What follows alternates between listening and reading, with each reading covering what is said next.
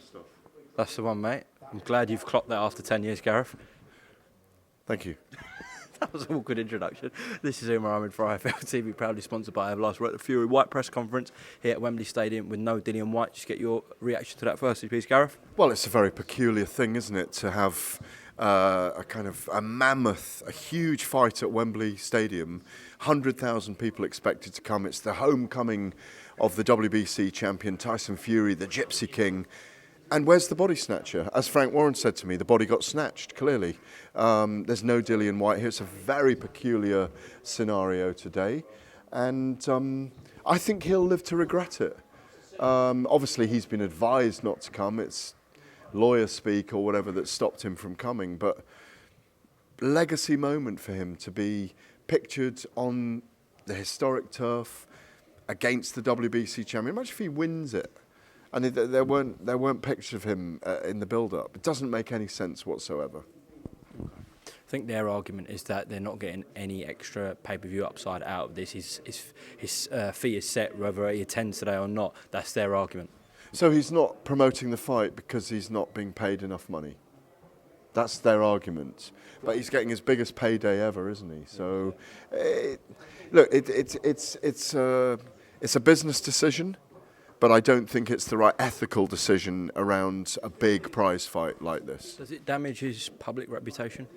Well, it just looks odd, doesn't it? I mean, I imagine that Dillian Whyte, the warrior, Dillian Whyte, the fighter, absolutely wanted to come today and put his face and put his nose up in Tyson Fury and stare him down and say the things he wanted to say. It would have been highly entertaining. They're both Fury's funny and Dillian Whyte really likes to get under the skin of opponents, but we haven't heard a word from him in weeks and weeks of we haven't heard a word from him weeks and weeks and weeks. It's very unusual.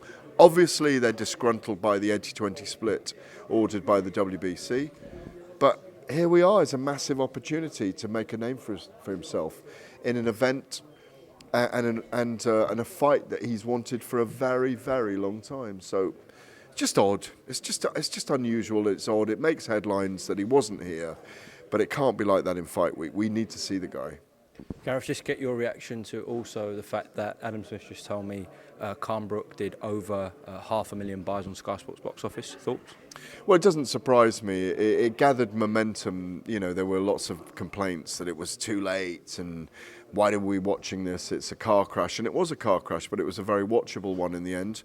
Won by Kell Brook in very emphatic fashion. It was who had what left. And clearly Brook had more than Khan. I was working Talk Sport and the Telegraph on the night. It was an incredible atmosphere at the Manchester Arena. And one that I won't forget in a very long time. It's one of the most electrifying nights that I've attended on British shores in an indoor arena. No question about it. But I don't think that we will see Amir Khan in the ring again. And I don't think we should see Kell Brook in the ring again. I think he should call time on his career now. And I don't really want to see him step in with Chris Eubank Jr. Because I think he'll get dismantled. And I think Conor Benn is even a very difficult fight for him as well. Okay. That's enough pay-per-view talk. We're back on BT Sport box office April 23rd. Just the last one from me. Again, a Sky Sports card that we saw in Glasgow. Josh Taylor and Taylor-Catterall, the British Border Control investigating result. But we've heard that before, to be honest, Gareth. So what do we have to change? It's a really complex issue, this. And you have people screaming at you saying it's not complex. Look, the wrong man won on the night. Catterall should have been given the decision. There's no question about it. The judging was incompetent. I don't think the early rounds that all three judges they agreed on 10 of the 12 rounds. The three judges. The rounds 2 and 3 shouldn't have gone to Taylor on the three judges' cards, and that would have changed the whole thing for me. They got it wrong. I think the board needs to take action for once against incompetent judging. But they've done that before. Well, they've claimed to have done that before, haven't they? I don't think they generally do take that much action, and I think the outcry is right. The sad thing, Josh Taylor didn't do anything wrong. He just did what he had to do on the night, but I think he lost the fight. I think there's no point changing the scoring system. 10-point must system is It's as simple as it'll ever be. Judging is subjective. We are in a sport of opinions. That will never change. But I think that there should be some kind of punishment against poor judging. So those guys don't go and judge the week after. They're suspended for a while, like Adelaide Bird was by the Nevada State Athletic Commission when she scored it 10 rounds to 2 to Canelo when he fought Golovkin the first time. Remove those people for a while. They shouldn't be paid for doing it if they're getting it vastly wrong. But the sad thing is that there isn't a means of appealing for Catterall to be able to get back what he should have, which is he should have riches now. He should have better sponsors, bigger sponsors. He should be celebrating the dreams that he's had for 20 years. Instead, he's picking up the pieces of his shattered dreams.